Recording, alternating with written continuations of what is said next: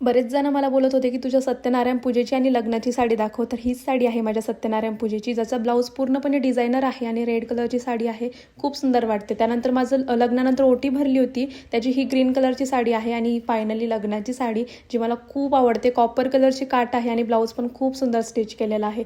त्यानंतर मला जायचं होतं डीमार्टमध्ये, कारण माझं मॉइश्चरायझर वगैरे आणि क्लिन्झर पण संपलेलं आहे.